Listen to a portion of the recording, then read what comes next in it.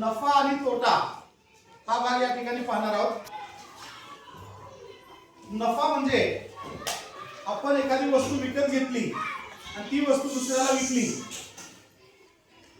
मग खरेदी करत असताना, खरेदी म्हणजे काय, आपण एखादी वस्तू विकत घेणे त्याला खरेदी म्हणतो आणि ती वस्तू दुसऱ्याला विकणे त्याला विक्री म्हणतो. खरेदी आणि विक्री या दोन गोष्टी आपल्याला समजल्या की नफा आणि तोटा समजतो.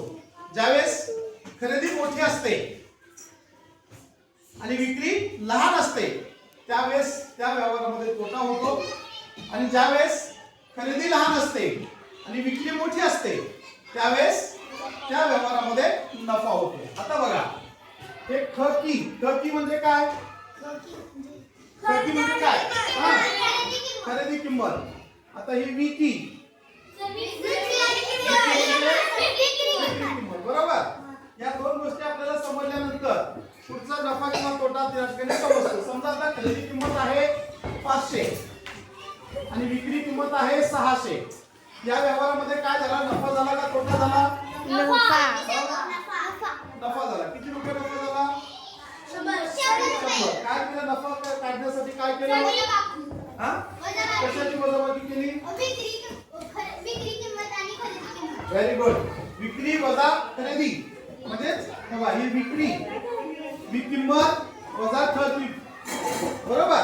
विक्री आहे 600, खर्च आहे 500. मग आता इथं काय झालं?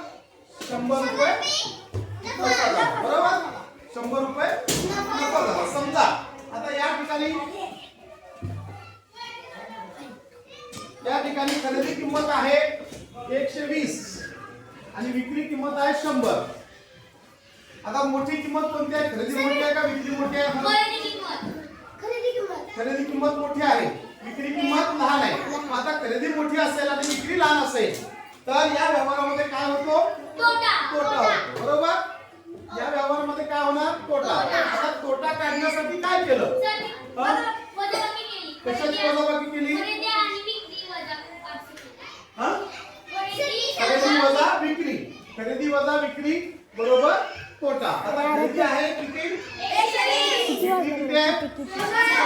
मग तोटा किती झाला? 20. किती रुपये तोटा झाला? 20. लक्षात राहील. खरेदी विक्री आणि तोटा नफा लक्षात राहील का सगळ्यांच्या? Very good. क्लास गो.